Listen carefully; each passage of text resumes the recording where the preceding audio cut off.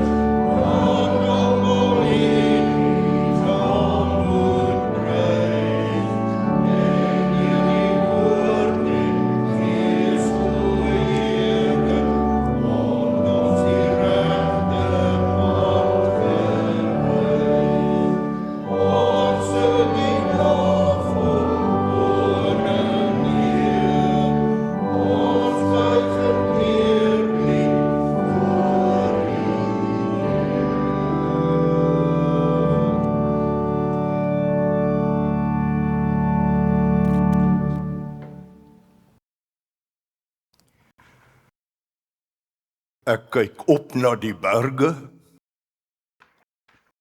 Waar sal daar vir my hulp vandaan kom? My hulp kom van die God wat hemel en aarde geskape het en wat trou bly tot in ewigheid. Broeders en susters, genade en vrede word u ryklik geskenk van God ons Vader. Deur Jesus Christus ons Here. En dit word vermenigvuldig deur die kragvolle werking van die Heilige Gees. Amen. God het ons met sy seun gegroet. Laat ons met blydskap daaroor antwoord met die sing van Psalm 48, verse 1 en 4. Die Toosiusberuiming.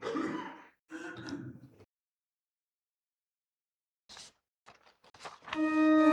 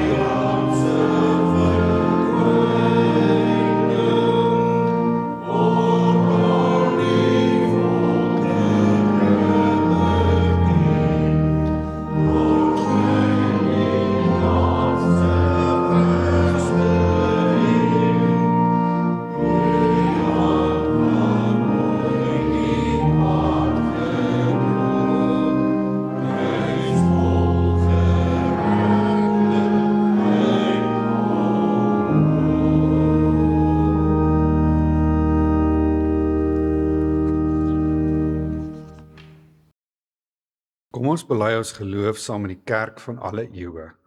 Ek glo in God die Vader, die Almagtige, die skepper van die hemel en die aarde, en in Jesus Christus, sy eniggebore Seun, ons Here, wat ontvang is van die Heilige Gees, gebore is uit die maagd Maria, wat gelei het onder Pontius Pilatus, gekruisig is, gesterf het en begrawe is en neergedaal het na die hel, wat op die derde dag weer opgestaan het uit die dode, wat opgevaar het na die hemel en sit aan die regterhand van God, die Almagtige Vader, van waar hy sal kom om te oordeel, die wat nog lewe en die wat reeds gesterf het.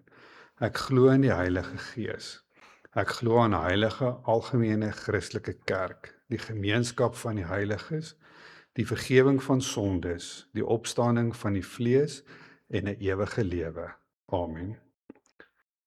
Kom ons sing gesang 265 vers 1 en 2 waarna jy weer kan sit.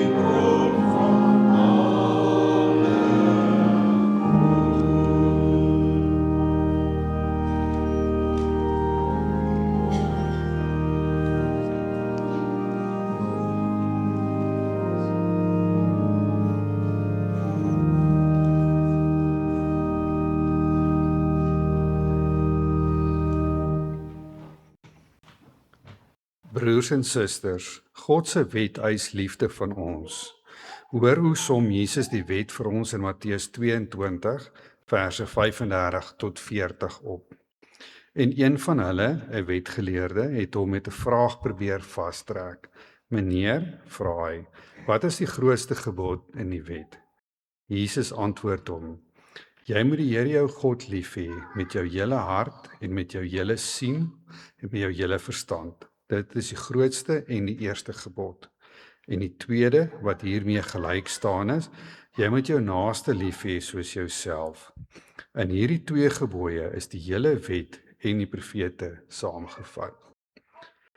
Kom ons sing nou gesang 284, verse 1, 2 en 3.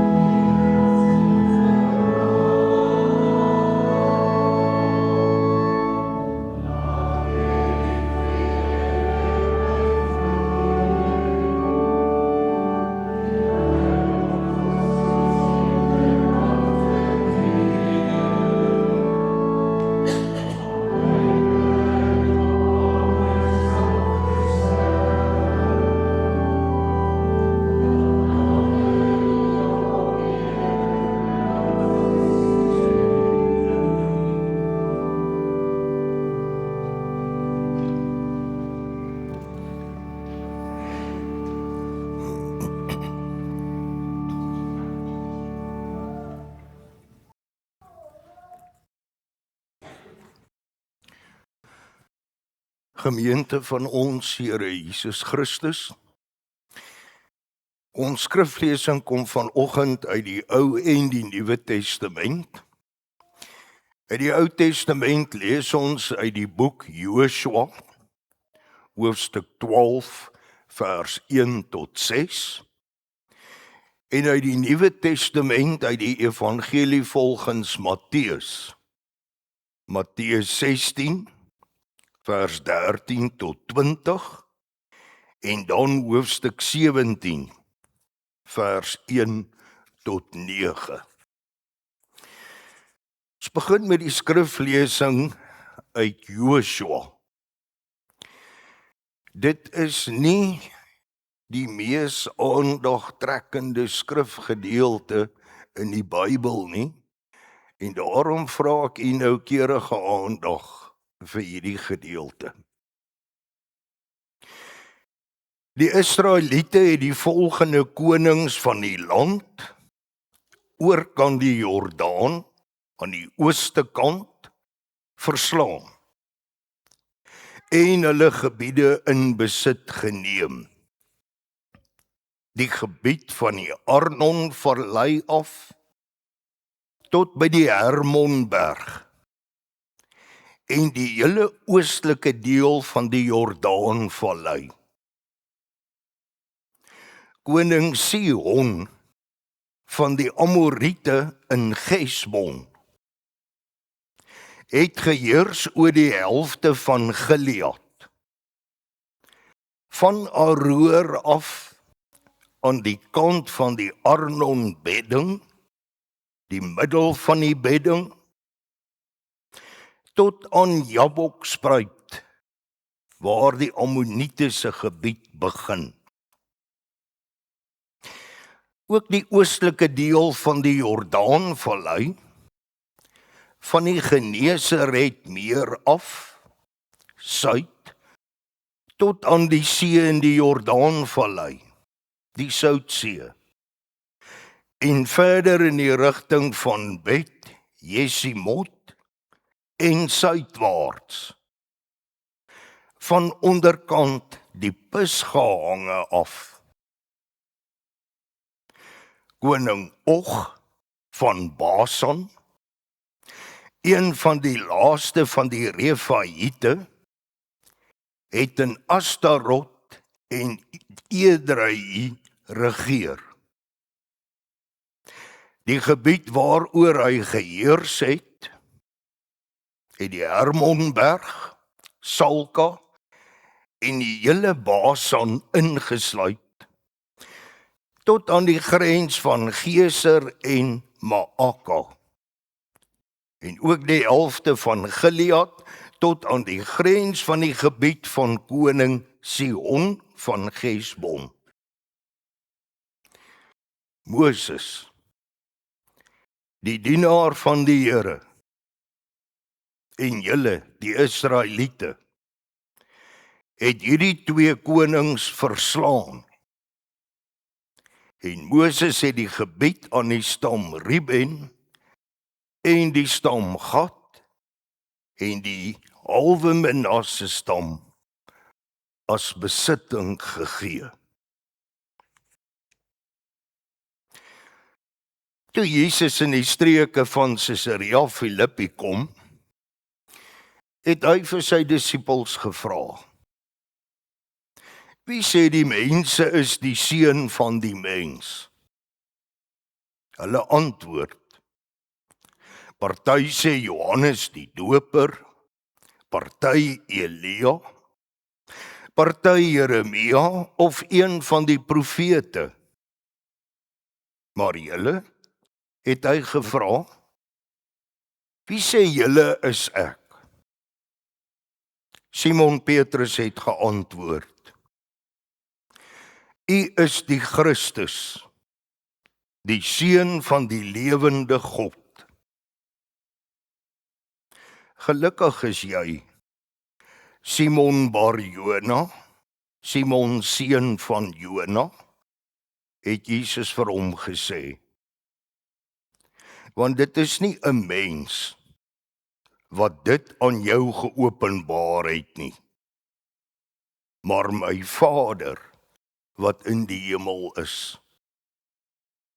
En ek sê vir jou, jy is Petrus, en op hierdie rots sal ek my kerk bou, en die magte van die doderyk sal dit nie oorweldig nie. Ek sal aan jou die sleutels van die koninkryk van die hemel gee. En wat jy op die aarde toesluit, sal in die hemel toegesluit bly. En wat jy op die aarde oopsluit, sal in die hemel oopgesluit bly. Toe het Jesus sy disippels beveel om vir niemand te sê dat hy die Christus is nie. 6 dae later het Jesus vir Petrus en Jakobus en sy broer Johannes saamgeneem en hulle op 'n hoë berg gebring waar hulle alleen was. Daar het sy voorkoms voor hulle oë verander. Sy gesig het begin straal soos die son, en sy klere het wit geword soos die lig. Skielik het Moses en Elia aan hulle verskyn en met Jesus gepraat. Toe sê Petrus vir Jesus, Here, dit is goed dat ons hier is. As u wil, sal ek hier 3 hutte bou, een vir u, een vir Moses en een vir Elia.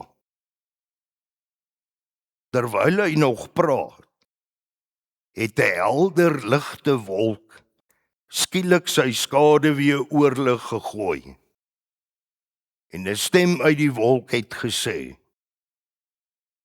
dit is my geliefde seun, oor wie ek my verheug. Luister na hom. Toe sy disippels dit hoor, het hulle baie bang geword en op die grond neergeval. Maar Jesus het na hulle toe gekom, hulle aangeraak en gesê, staan op en moenie bang wees nie. Toe hulle opkyk, het hulle niemand gesien nie, net Jesus alleen.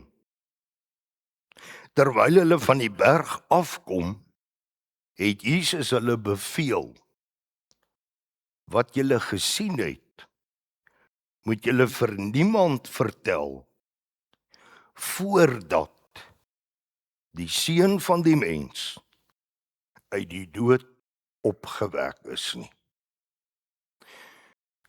Tot sover ons skriflesing. En gelukkig is elke mens wat die woord van die Here hoor en dit ook in sy of haar hart bewaar. Broeders en susters, kom dat ons saam bid.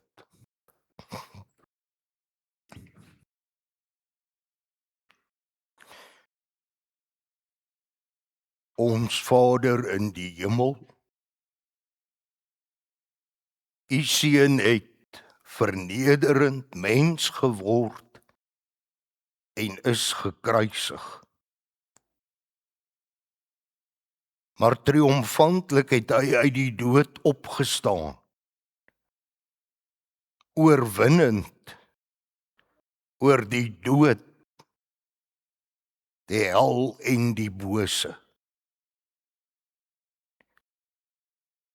Ons dank u vanoggend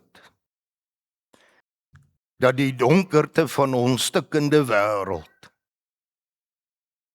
daarom nie die laaste woord oor ons het nie. Ons dank u dat u seun se pad na Golgotha die heerlikheid van u koninkryk tot by ons gebring het. Ons dank u dat ons vandag na al die dae wat verby is kan terugkyk en kan sien hoe dat U alles ten spyte van ons val, hoe U nogtans alles in stand hou. En dit ook ten spyte van die aanslae van die bose wat ons elke dag beleef. Ons dank U, goeie Heer, vir die wete dat ons elkeen gemerk is met die bloed van U Seun. Ons dank U dat U ons elkeen met niks minder as sy liggaam en bloed voed nie. Net sodat hierdie wêreld nie sy hand op ons kan lê nie. Ons kniel voor U en ons bid vir elke kind van U. Uit ons eie is alles waarop ons staat maak, maar soos 'n blom in die veld wat gou verwelk en tot niet gaan. Ons bid U vanoggend, laat U Gees hom tog bly ontferm oor ons gees. Laat hy ons gees nuut maak, dat ons sterk en staande kan bly. En laat hy ons sien, dat watter mag ook al, nie by ons onrus of vrees hoef in te boesem nie. Here ons God, sonder U is ons niks. Bly tog by ons en maak van ons elkeen iets wat vir U aanneemlik is. En laat ons onsself aan U gee as heilige offers. Hoor tog ons gebed, want ons kom na U in die naam van Jesus Christus, ons Here en ons Koning. Amen.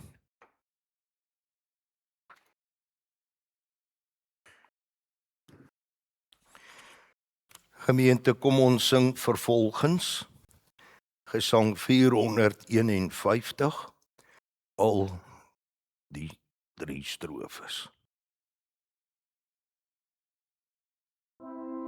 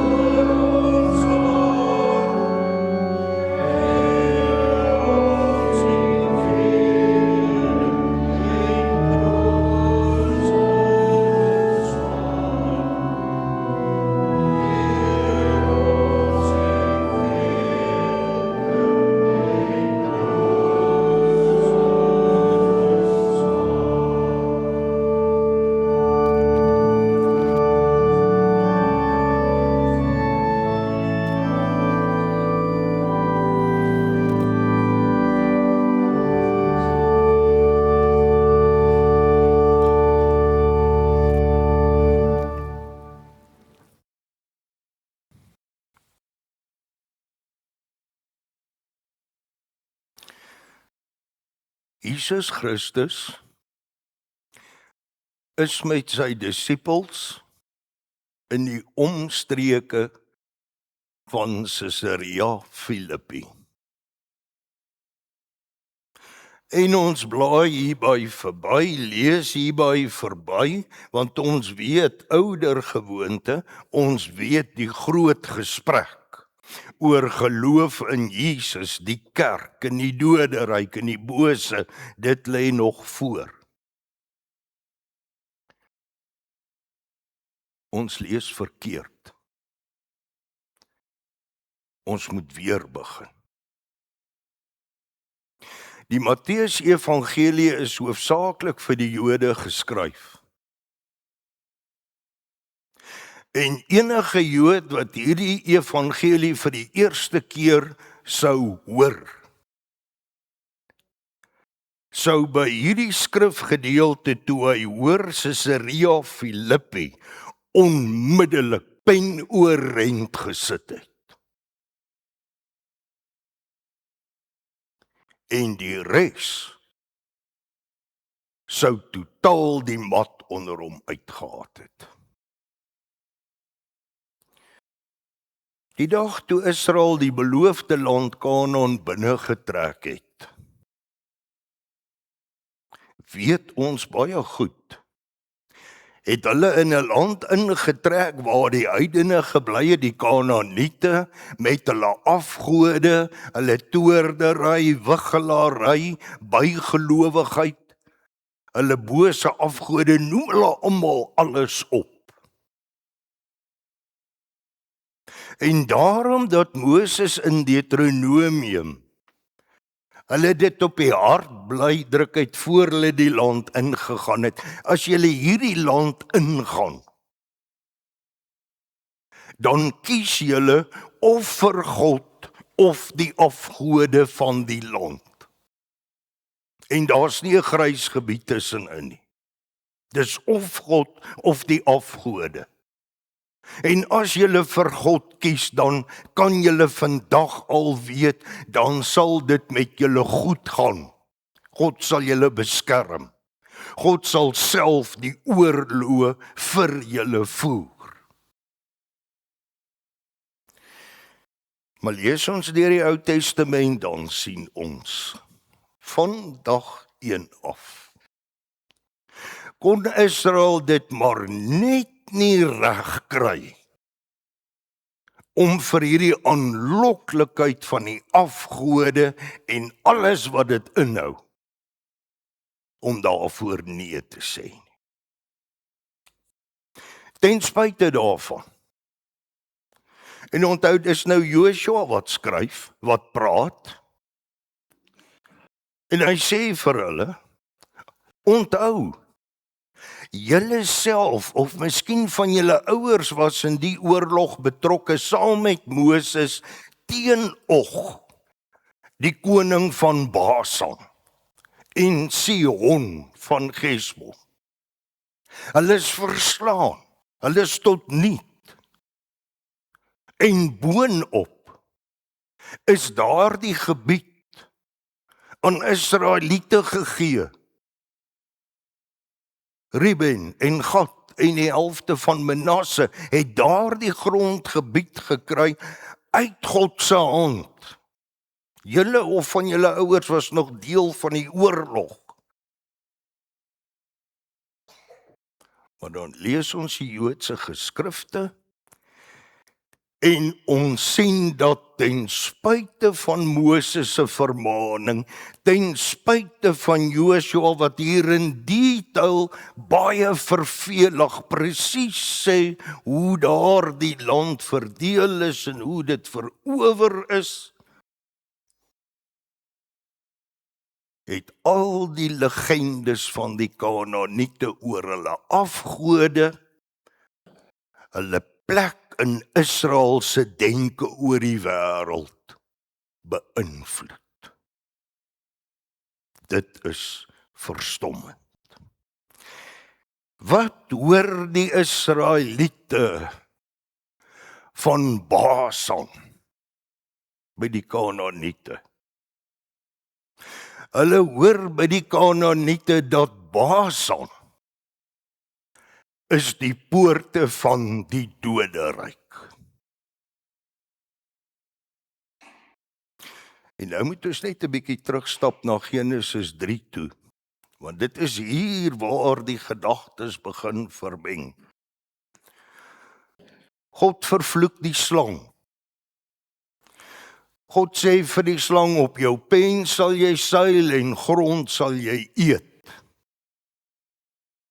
Daarmee het God die dood oor die slang aangekondig.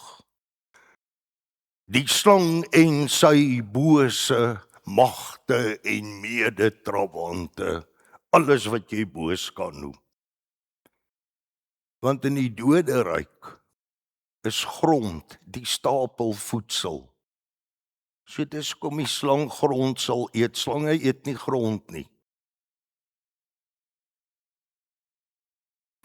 En so het hierdie verhaal van die slang in die denke van Israel begin posvat. Daardie slang waaroor God die oordeel uitgespreek het. Hy's die baas van die doderyk. En hy dra die sleutels van die doderyk. As jy nou wil weet waar is die broeines van die slang van Genesis 3, dan gaan jy na Basan toe, daar aan die voet van die Hermonberg, daar sy broeiplek. So dit begin vermeng geraak in Israel se denke. Net so met die Hermonberg. Ons lees in die Ou Testament van die Hermonberg. In Psalm 68 spot met die Hermonberg. Daar staan in Psalm 68, Hermonberg, waarom is jy jaloers op Sinaï berg? Sinaï berg wat God bo jou uitverkies het om sy volk tydens hulle woestynreis te ontmoet. Hermonberg, hoekom is jy jaloers? Daar is hulle gebied, Hermonberg in die Basan gebied. En dan dink 'n mens terug, later jare in die geskiedenis, toe die noordelike ryk en die suidelike ryk van mekaar toe daar 'n skeuring gekom het. Wat het Jerobeam gedoen? Hy het die volk verbied om by die tempel in Jerusalem te gaan aanbid en toe rig hy 2 goue kalwers op. Een hier onder in Israel en die ander een by Dan. En waar is Dan? Daar in die middel van die Basan gebied. En so het Israel in hulle aanbidding van God ons Vader, in hulle denke verstrengel geraak met al hierdie ou heidense gedagtes en idees en afgode, en het Israel se aanbidding daarby Dan, was dit eintlik maar 'n Baal aanbiddery. Dis waarop dit uitgeloop het. Basan is nou die plek van die doderyk, daar waar die slang bly. En die Hermonberg. Die Kanaaniete het vertel dat hulle gode woon op die Hermonberg. Dink bietjie aan Psalm 121, die woorde wat ons elke keer gebruik met die foto. Ek kyk op na die berge, waar sal daar vir my hulp vandaan kom? Nie van die Hermonberg af nie, van geen berg af nie, my hulp kom van die God wat hemel en aarde met sy 2 hande geskep het. Basan Die Doderyk, die Hermonberg, is 'n plek waar 'n Israeliet nie sy voet gesit het nie. Dis boos daar. Nou is ons terug by die Matteus Evangelie, die plek waar die stad Caesarea Philippi in die Nuwe Testament geleë was, Basan, by die Hermonberg. En hier in die Nuwe Testament het Hermonberg nie eers meer 'n naam nie, want Hermonberg het sy naam lank al verloor. Maar die Jood wat vir die eerste keer hierdie evangelie by Matteus hoor, sit pen oorent. Wat soek hierdie rabbi met sy disippels in Basan van alle plekke? Is nou Caesarea se omstreke. En dan daar, op daardie plek, begin Jesus met sy disippels te praat oor wie hy is. En hy vra vir hulle, wie is die seun van die mens?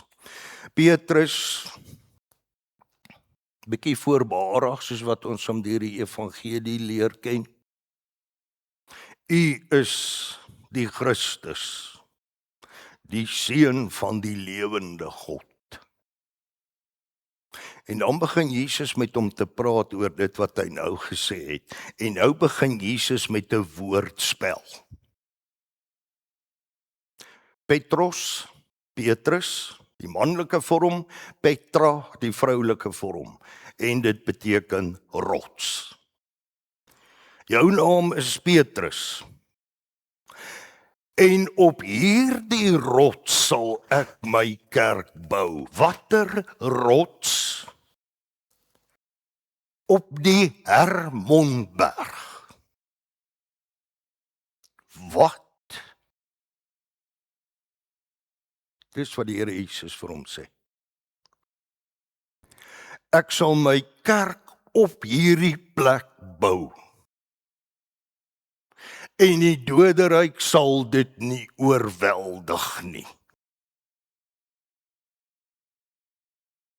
Ons dink, as ons die evangelie lees, dat die kerk moet terugstaan, want die doderyk voer 'n stryd teen ons, en dank die liewe Heer dat Jesus Christus gesê het, hy sal nie toelaat dat hulle ons oorwin nie.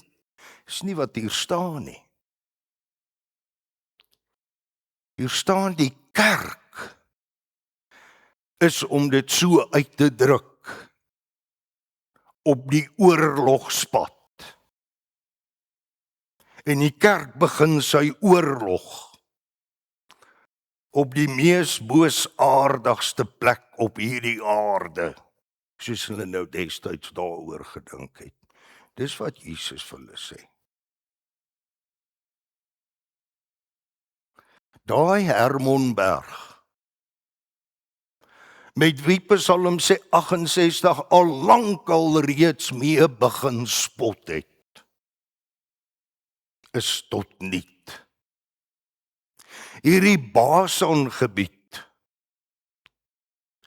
sê Jesus vir Petrus, ek sal vir jou die sleutels van die koninkryk gee. Want hierdie gebied is lankal tot niet. En wag maar, die ergste kom nog. As die slang volgens die Kanaanitiese legende dink, hy is die hoof van die doderyk en hy dra die sleutels van die doderyk, maak hy 'n baie groot fout. Jesus sê vir Petrus, ek sal vir jou die sleutels gee, maar ons sal by hierdie punt uitkom. Dan lees ons verder, 6 dae later, hulle is in Basan, 6 dae later het Jesus Petrus, Jakobus en Johannes op 'n hoë berg gebring. Watter hoë berg? Hermonberg.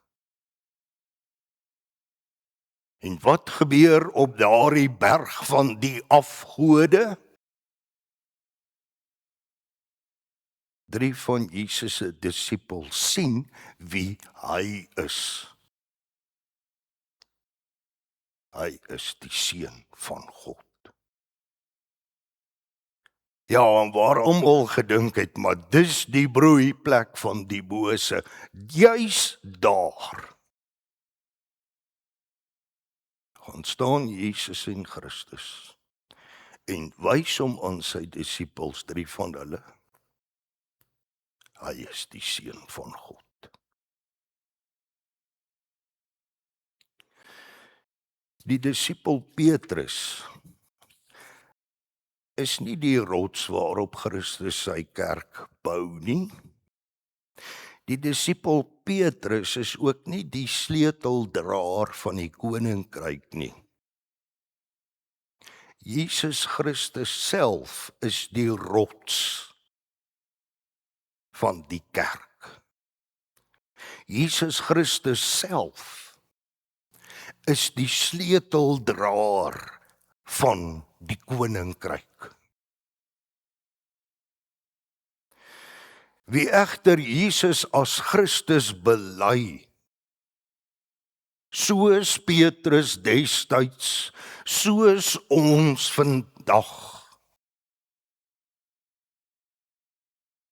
is deel van die onoorwinnelike kerk.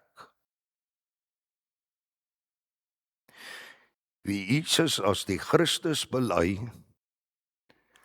elkeen dra in afgeleide sin die sleutel van die koninkryk. En wanneer ons met ons kinders en ander mense oor die evangelie praat, dan deel ons met hulle die sleutel van die koninkryk. Geloof in Jesus Christus maak van ons elkeen 'n mens onoorwinlik in hierdie stikkende wêreld. En ons kom as die aggressor in die voetspore van Jesus Christus teen die bose. Dis nie die bose wat jag maak op ons nie. Dis nie wat hier staan nie. Dis Christus se kerk wat jag maak op die bose, die dood.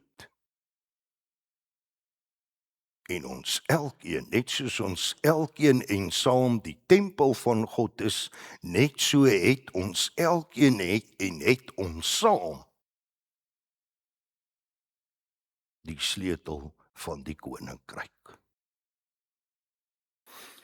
Broeders en susters, ek en u weet baie goed dat hierdie lewe waarin ons lewe 'n manier het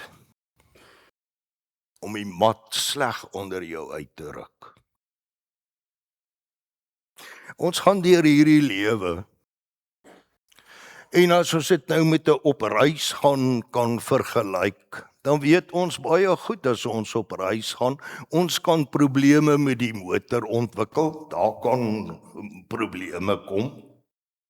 Ons weet baie goed, ons kan in afdraaipaaie afdwaal, ons weet dit baie goed.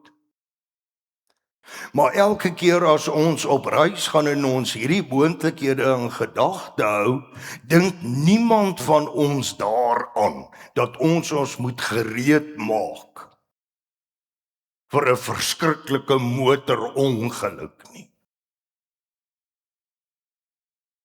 'n Boer weet as hy nou begin plant, sien nou planttyd nie, maar as hy begin plant, daar's 'n moontlikheid van onkruid, daar's 'n moontlikheid van insekte en bakterieë wat sy oes kan beïnvloed.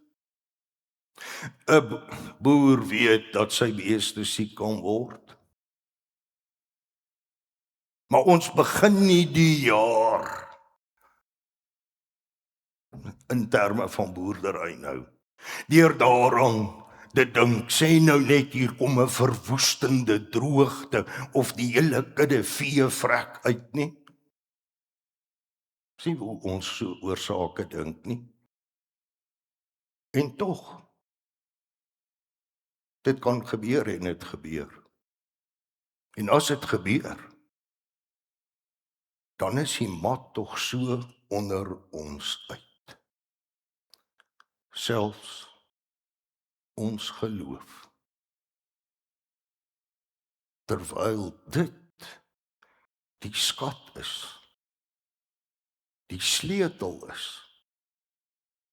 wat die Here vir my gegee het, die sleutel van die koninkryk.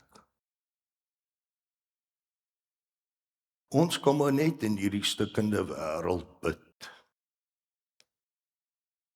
Dat die Here sy gees in ons harte sal laat bly werk. Sodat ook wanneer die mat onder ons uitgeruk word en ons het nie meer krag het om te kan bid of te kan vra nie. Dat ons weet, die kerk is gebou op 'n rots. Die kerk waarvan ek deel is gebou op 'n rots. En selfs die doderyk kan dit nie oorweldig nie. Wie wil meer as net dit hê? Amen.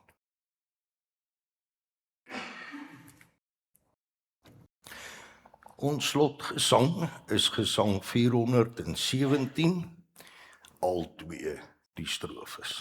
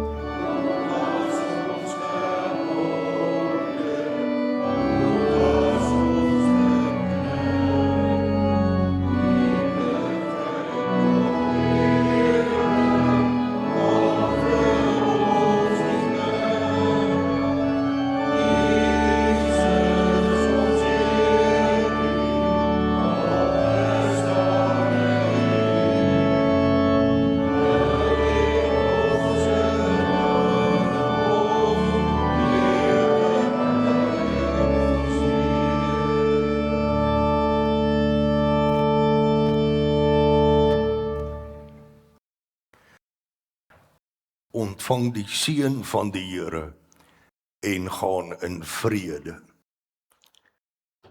Die liefde van God ons Vader, die genade in Jesus Christus ons Here en die troostvolle gemeenskap van die Heilige Gees bly met u elkeen. Amen.